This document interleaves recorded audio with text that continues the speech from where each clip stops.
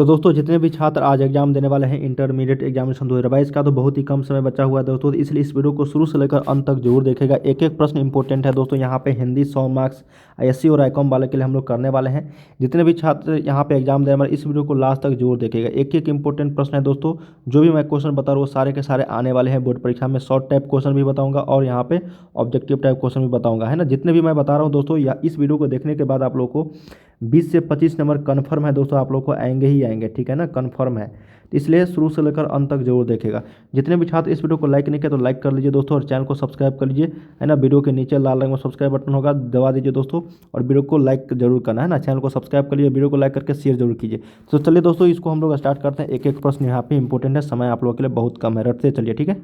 सबसे पहले दोस्तों मैं आप लोग को ऑब्जेक्टिव टाइप क्वेश्चन बता देता हूं, उसके बाद मैं शॉर्ट टाइप क्वेश्चन बताऊंगा जो आप सभी के एग्जाम्स के लिए बहुत ही इंपॉर्टेंट है। तो चलिए दोस्तों, मेरे साथ यहाँ पे आप लोग सबसे पहले जो गद्यखंड और काव्यखंड के जितने भी चैप्टर है और लेखक है उसको पहले याद कर लीजिए। आप लोगों को पता ही होगा दोस्तों, जितने भी चैप्टर और काव्यखंड के लेखक है 15 से 20 नंबर के क्वेश्चन पूछते हैं। 15 से 20 नंबर यहाँ से कंप्लीट हो जाएंगे। जिनको भी याद है, चलिए मेरे साथ एक बार आप रिवीजन कीजिए, है ना। फटाफट रिवीजन करते हैं हम लोग, उसके बाद शॉर्ट टाइप क्वेश्चन बताऊंगा। चलिए, पहला जो गद्यखंड की ओर हम लोग, उसके बाद काव्यखंड की ओर चलेंगे। बातचीत चैप्टर है दोस्तों बालकृष्ण भट्ट। इसका आपको वीडियो के डिस्क्रिप्शन में टेलीग्राम का लिंक होगा दोस्तों, टेलीग्राम पे मैंने सेंड कर दिया हूँ, टेलीग्राम से भी आप लोग पढ़ सकते हो। एक बार चलिए मेरे साथ आप लोग रिवीजन कीजिए ना।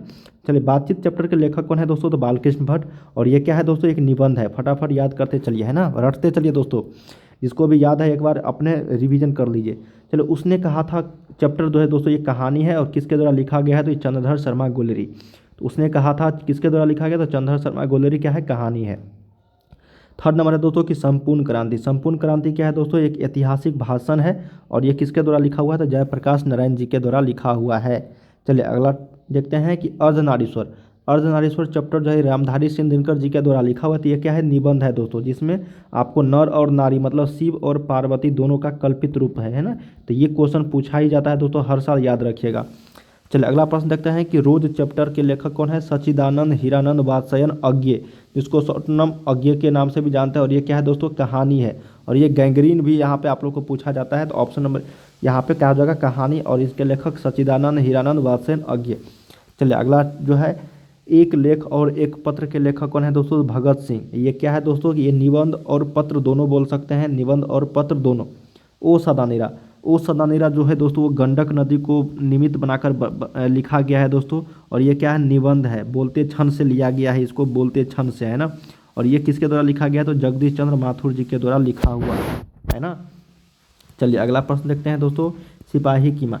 सिपाही की माँ क्या है दोस्तों, मोहन राकेश जी के द्वारा लिखा हुआ है और एकांकी है, जो अंडे के छिलके यहाँ पे बोला जाता है। ऑप्शन नंबर यहाँ पे एकांकी हो जाएगी। और सिपाही की माँ के लेखक कौन है, मोहन राकेश। अगला प्रश्न देखते हैं दोस्तों कि परगीत और समाज किनके द्वारा लिखा गया, तो नामवर सिंह के द्वारा लिखा गया। निबंध है दोस्तों, ये वाद विवाद संवाद भी बोलते हैं इसको, परगीत और समाज। झूठन क्या है दोस्तों, आत्मकथा है, जो किसके द्वारा लिखा गया, तो ओम प्रकाश वाल्मीकि जी के द्वारा लिखा हुआ है। बहुत ही इंपॉर्टेंट है दोस्तों, याद रखिएगा, आत्मकथा है, ठीक है। चलिए, हंसते हुए मेरा अकेलापन क्या है, मलिया जी के द्वारा लिखा हुआ है। तो ये क्या है दोस्तों, एक डायरी लेखन है, याद रखिएगा। हंसते हुए मेरा अकेलापन मलिया जी के द्वारा लिखा हुआ है, ये एक डायरी लेखन है। अगला चीज़ देखते हैं तिरिच। तिरिच जो चैप्टर है दोस्तों, उदय प्रकाश जी के द्वारा लिखा हुआ है ना। वो कहानी है आधुनिक त्रासदीद। यहाँ पे तिरिच जो है कहानी हो जाएगी, और उदय प्रकाश जी के द्वारा लिखा हुआ है। शिक्षा क्या है दोस्तों, एक तरह का संभाषण है, क्या है, संभाषण। और ये किसके द्वारा लिखा हुआ है, तो जे कृष्ण मूर्ति के द्वारा। तो 13 का यहाँ पे हो जाएगा शिक्षा संभाषण जे कृष्ण मूर्ति। तो दोस्तों ये था आपका गद्य खंड, है ना। चलिए गद्य खंड हम लोगों ने यहाँ पे रिवीजन कर लिया। देख लीजिए दोस्तों, शुरू से लेकर अंत तक एक एक प्रश्न यहाँ पे इंपॉर्टेंट जितने भी चीज़ मैं बता रहा हूँ, है ना। काव्यखंड फटाफट याद कर लीजिए। करवक चैप्टर के लेखक कौन है, मलिक मोहम्मद जैसी। भक्ति काल कवि माने जाते हैं, प्रेम मार्गी माने जाते हैं, पद्मावत लिखे हैं। क्या क्या याद करोगे दोस्तों, मलिक मोहम्मद जैसी से भिविया है, 2 से 3 प्रश्न पूछे जाते हैं। भक्ति काल के कवि, प्रेम मार्गी कवि, पद्मावत के लेखक, ठीक है ना। और करवक के तो लेखक है ही आपके बुक्स में। पद सूरदास। भक्ति काल के कवि, कृष्ण भक्ति शाखा मतलब कृष्ण के भक्ति में लीन रहते थे, और सूरसागर के लेखक। पद्य तुलसीदास, भक्ति काल के कवि माने जाते हैं। राम भक्ति शाखा मतलब राम के भक्ति में लीन रहते थे, और ये विनय पत्रिका लिखे हुए हैं, तो याद रखिएगा फटाफट। चलिए, छपई के लेखक कौन है, नाभादास। ये भी भक्ति काल, राम भक्ति शाखा मतलब ये भी राम के भक्त में लीन रहते थे, और ये भक्तमाल के कवि माने जाते हैं। अगला प्रश्न, कवित कवित चैप्टर के लेखक कौन है दोस्तों? भूषण जी। रीति काल के कवि माने जाते हैं और रीतिबद्ध कवि भी कहते हैं इसको हम लोग, है ना। चलिए अगला प्रश्न है दोस्तों यहाँ पे कि तुमुल कोलाहल कलह में जयशंकर प्रसाद जी के द्वारा लिखा हुआ है। आधुनिक काल के कवि माने जाते हैं, छायावाद के कवि माने जाते हैं, कमायनी के लेखक है।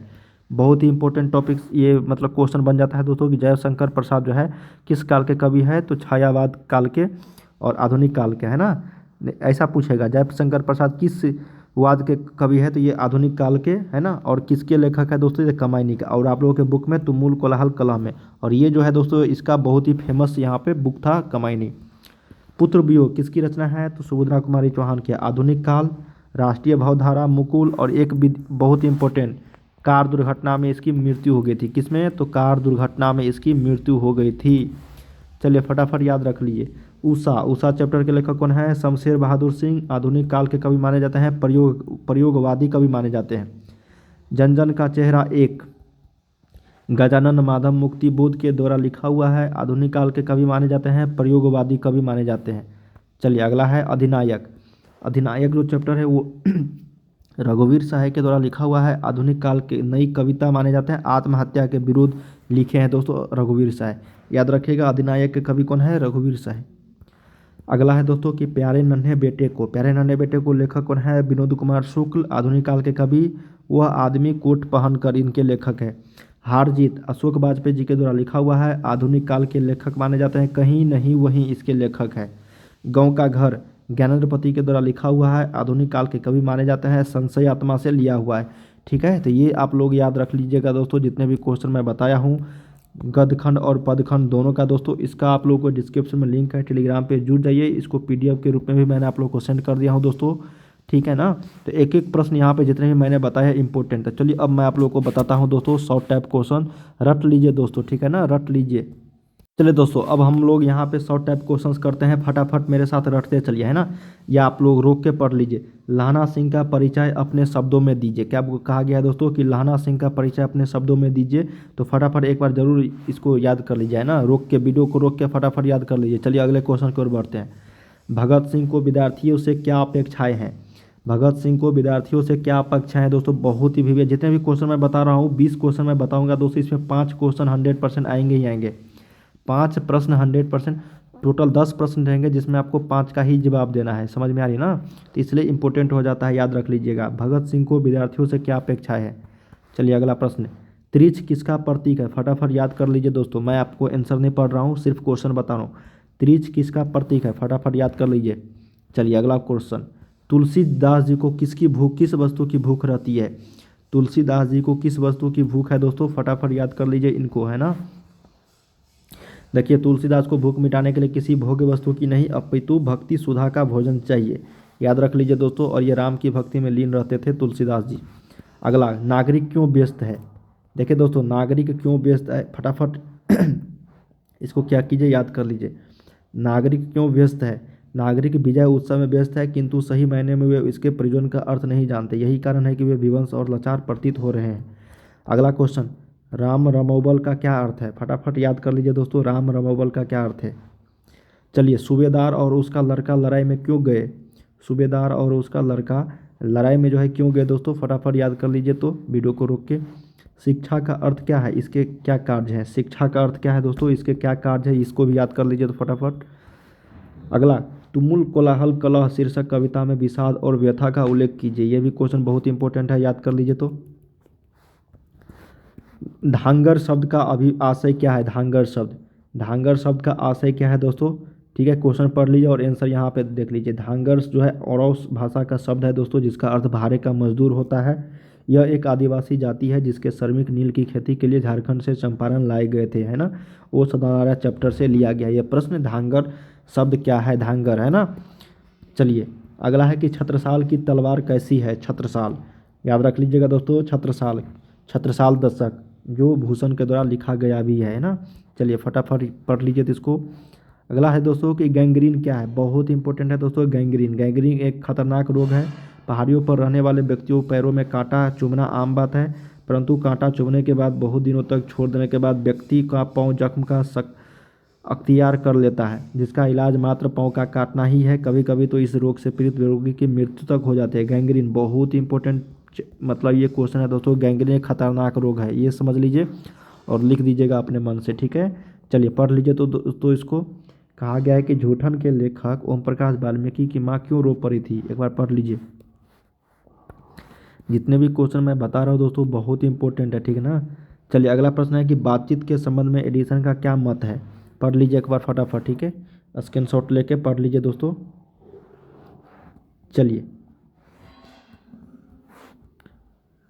ओके पढ़ लिया। चलिए अब अगले प्रश्न की ओर बढ़ रहे हैं। किसके आह्वान पर जयप्रकाश नारायण ने कॉलेज छोड़ा था, ये भी पढ़ लीजिए फटाफट।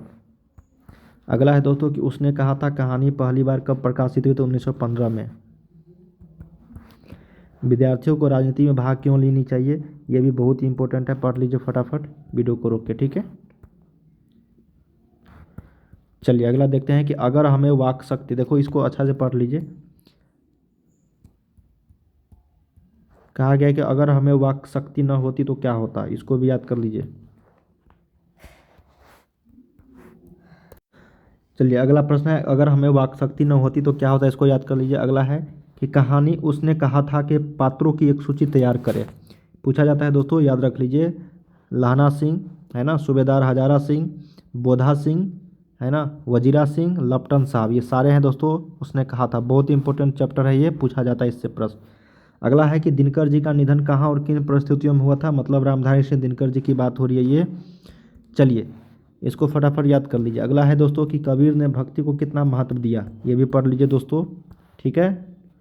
अगला है कि तुलसी सीता से कैसी सहायता मांगते हैं, ये भी याद रख लीजिए। तुलसी जो है तुलसीदास, वो सीता से कैसी सहायता मांगते हैं। अगला है दोस्तों कि गाय किस ओर दौड़ पड़ी, गाय किस ओर दौड़ पड़ी, इसको भी याद कर लीजिए। चलिए एक क्वेश्चन है दोस्तों कि उसने कहा था कहानी में किसने किससे और क्या कहा था, इसको भी पढ़ लीजिए फटाफट एक बार। जितने भी क्वेश्चन बता रहे हो एक बार रीडिंग दे दीजिए दोस्तों, ठीक है। चलिए जेपी के अनुसार भ्रष्टाचार की जड़ क्या है, तो जेपी के अनुसार भ्रष्टाचार की जड़, इसको भी याद कर लीजिए आप लोग, ठीक है। याद कर लिया इसको। चलिए अगला देखते हैं दोस्तों, थोड़ा सा यहाँ पे रह गया, इसको भी पढ़ लीजिए आप लोग। अगला है कि नारी की पराधीनता कब से प्रारंभ हुई, नारी की पराधीनता कब से प्रारंभ हुई, ये भी आप लोगों को पूछा जाता है। और ये याद कर लीजिए, तुलसीदास माता सीता से क्या सहायता चाहते थे, इस सभी को याद कर लीजिए दोस्तों। एक बार ज़रूर आप लोग प्रैक्टिस कर लीजिए जितने भी क्वेश्चन मैंने बताए हैं, एक बार फिर से, ठीक है ना। रोक रोक के वीडियोज़ को ज़रूर याद कर लीजिए। और हाँ एक चीज़ मैं बता दूं दोस्तों, जितने भी मैंने आप लोग को लेखक और कवि के बारे में बताया है, चैप्टर के बारे में, वो सारे आप लोगों से पूछे जाएंगे, इसलिए उसको ज़रूर देख लीजिए, है ना। चलिए दोस्तों मिलते हैं हम लोग नेक्स्ट वीडियो में, तब तक के लिए जय हिंद जय भारत। और दोस्तों वीडियो को लाइक कर लीजिए, चैनल को सब्सक्राइब कर लीजिए, ठीक है। तो चलिए दोस्तों मिलते हैं हम लोग नेक्स्ट वीडियो में।